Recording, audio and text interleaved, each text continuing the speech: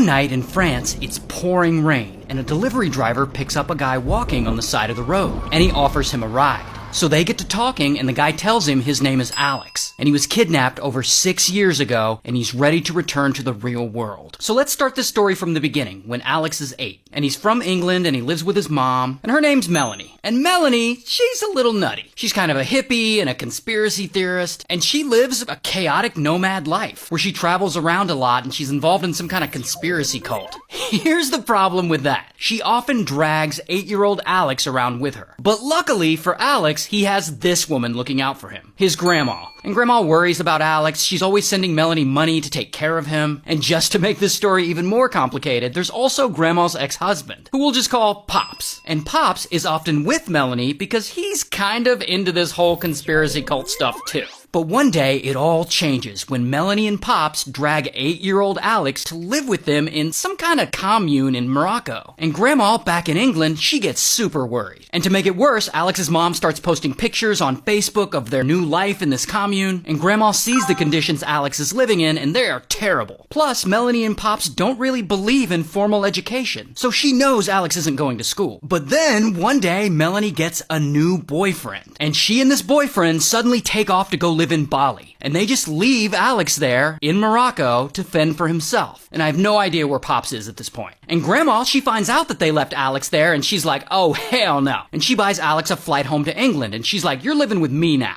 And she starts to take care of him, and she gets full custody. And Melanie is super pissed about this. She really wants Alex back. But court says Alex stays with Grandma. So Alex is there, living with Grandma, going to school like a normal kid, living life like a normal kid.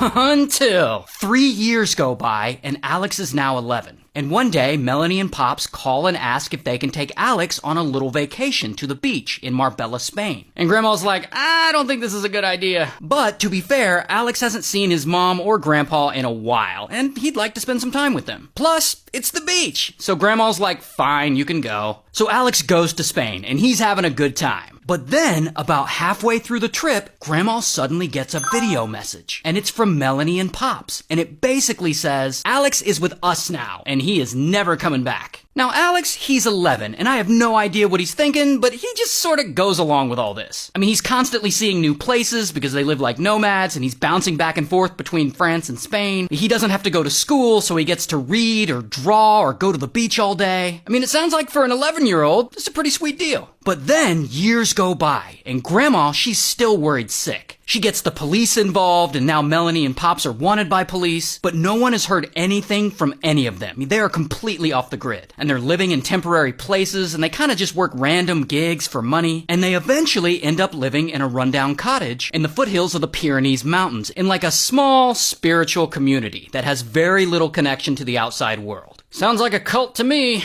And time goes by, and Alex turns 14. And suddenly, the fun is over. Cause his mom and grandpa are like, okay kid, you gotta go out and get a job and help pay for the food and the rent. So 14-year-old Alex has to go out and start working gigs to pay rent. He's working in construction and demolition, and he's painting houses. And at 14, that's gotta suck. And to make it worse, he's super lonely. Like, he doesn't go to school, so he's never with any of his peers. He's always the only kid around. And this goes on for about 3 more years until Alex is 17. And by this time, he's lived in 15 different places in the 6 years since he was taken from his grandma. And then at one point, Melanie comes to him and she's like, now we're moving to Finland. And that is when Alex decides he's had enough. He can't do this anymore. He wants a normal life. So one night, he secretly packs a bag with some clothes and supplies and his skateboard. And then he waits until midnight when he knows his mom is asleep. And he writes her a very nice goodbye note. And then he escapes the spiritual community. And he walks and he walks and he walks. And when he's tired, he just like sleeps on the ground. And he has no idea where he's gonna go. He's just walking. And over the course of a couple of days, he walks around 22 miles. But then it's super late one night, around 3 a.m., and it's pouring rain. And Alex is still walking. And that's when a delivery driver sees him.